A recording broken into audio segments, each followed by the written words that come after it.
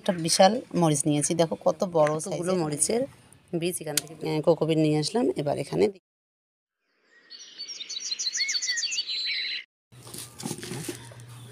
তো আজকে আমি তোমাদের সঙ্গে শেয়ার করব আমার ছাদ বাগানে আমি কিছু মরিচের চারা করেছি। তো সেগুলো বসাবো, কোন বেডে বসাবো সেটা দেখাবো। আর এখানে নিয়েছি একটা বড় সাইজের মরিচ, তো চারা তৈরি করব কিভাবে করি A to Z আজকে তোমাদের দেখাবো। তো আমি মরিচের চারা বসানোর জন্য কীভাবে বেড তৈরি করেছি সেটাও আজকে তোমাদের সঙ্গে শেয়ার করবো। তো আসসালামু আলাইকুম, আশা করছি তোমরা সবাই ভালো আছো। তো আমিও ভালো আছি।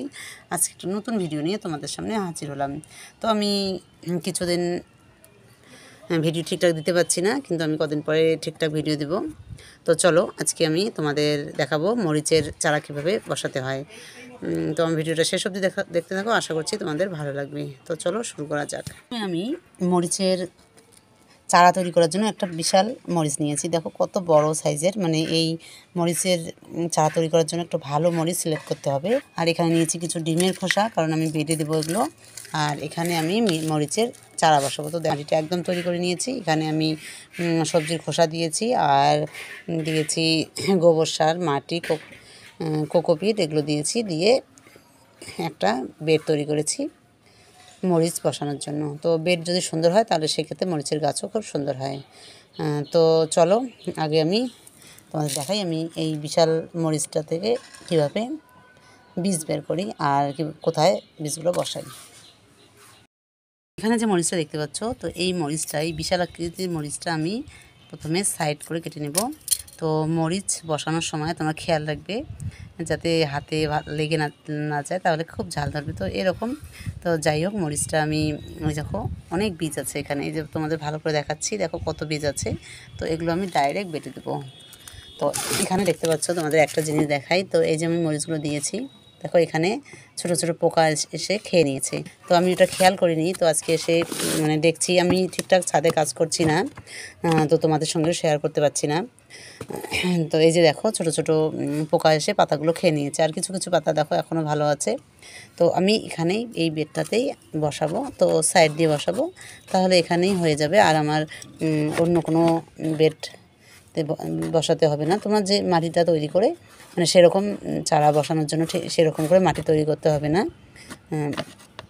এটা তোমরা যে কোনো মাটি তৈরি করে এখানে বীজটা বসিয়ে দেবে, দেখবে খুব সুন্দর হবে মরিচের বীজগুলো। তো আমার এখানে দেখো মাটিটা একটু আলগা করে নিলাম, নিয়ে তারপর এই বীজটা বসিয়ে দেবো। তো এই যে দেখো এরকম করে মরিচের বীজগুলো বের করে নেবে। এই দেখো কতগুলো মরিচের বীজ এখান থেকে বেরোলো। তো এগুলো আমি এবার এই বেডটাতে বসিয়ে দেবো। তো আমি হাতে ভরাবো না, কারণ প্রচুর ঝাল মরিচটায়।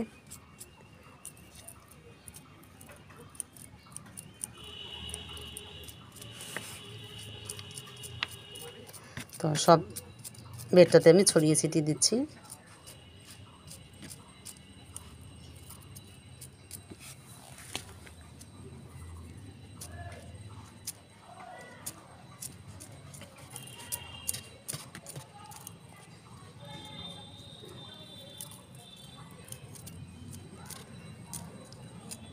তো এই যে আমার ছড়িয়ে ছিটিয়ে দেওয়া হয়ে গেল।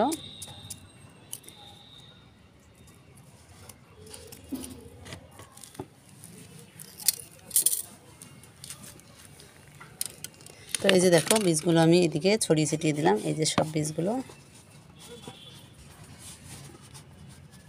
আর এখানে তার উপরে একটু হালকা করে মাটি দিয়ে দিলাম।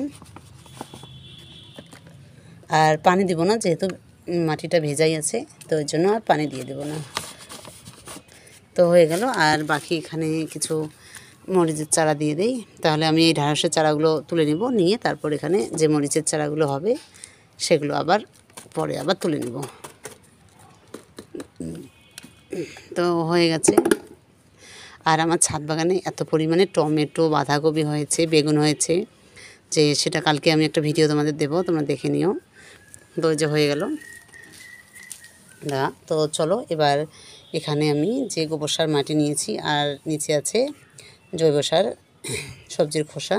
তো এই বেডটাতে আমি মরিচের চারা বসাবো, কিন্তু তার আগে আমি এখানে কিছুটা কোকোপিট মিশিয়ে নেব, কারণ যেহেতু এখন খুব গরম, তাতে পানিটা সবসময় দিতে হয় সকাল বিকাল। তো কোকোপিটটা দিলে একটু ভেজা ভেজাই থাকবে সব সময়, তাহলে চারাটা আরও সুন্দর হবে। তো চলো একটু কোকোপিট দিয়ে নিই।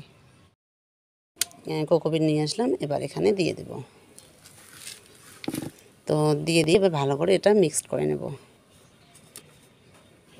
তো তোমরা অবশ্যই কোকোপিটটা ইউজ করবে এই গরমের দিনে, তাহলে দেখবে তোমাদের প্রতিদিন যে পানিটা যদি কোনো সময় পানি দিতে না পারো, তাহলে সেক্ষেত্রেও গাছটা সুন্দর থাকবে, শুকিয়ে যাবে না। তো হয়ে গেল। এবার আমি এই যে এখানে একটা মরিচের চারা বড় হয়ে গেছে, এই মরিচের চারাটা তুলে নেব।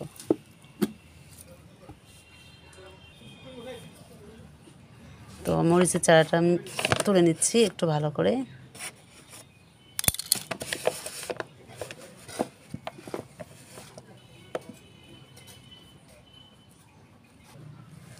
তো এবার এটা আমি বসিয়ে দেব।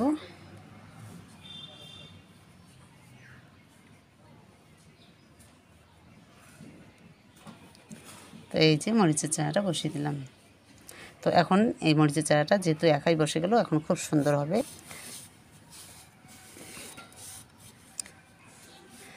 আর আর এর উপরে একটা জিনিস দেবো, সেটা হলো এই যে ডিমের খোসাগুলো দেখতে পাচ্ছ, এগুলো আমি ভেঙে চারিদিকে দিয়ে দেবো।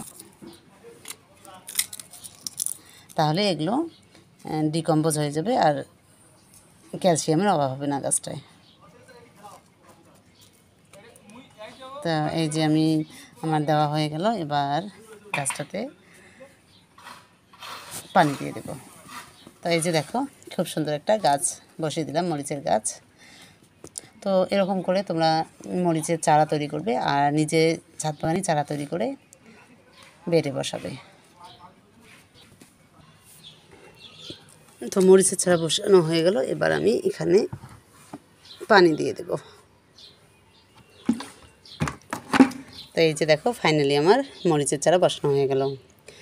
আর তোমাদের আরেকটা জিনিস দেখাই, সেটা হলো আমার ছাদ বাগানে দেখো প্রচুর ঢ্যাঁড়সের গাছের চারা হয়েছে। তো এগুলো আমার বসাতে হবে। তো সেটাও দেখাবো আমি কীভাবে বেড তৈরি করি, সেটাও আমি দেখাবো ঢ্যাঁড়সের গাছ যখন বসাবো, এই চারাগুলো যখন বসাবো। তো আজকের ভিডিও তোমাদের কেমন লাগলো অবশ্যই কমেন্ট করে জানাবে। আর তোমাদের কাছে একটা রিকোয়েস্ট, যারা আমার চ্যানেল নতুন দেখো তারা অবশ্যই আমার চ্যানেলটা সাবস্ক্রাইব করবে। তো এই যে হয়ে গেছে মোটামুটি মরিচের গাছ বসানো। তো এখন এটা মরিচের কী যত্ন করি সেগুলো তোমাদের সঙ্গে শেয়ার করব। তো তোমরা সবাই ভালো থেকো, সুস্থ থেকো, আর তোমাদের সঙ্গে নেক্সট ভিডিওতে দেখা হবে।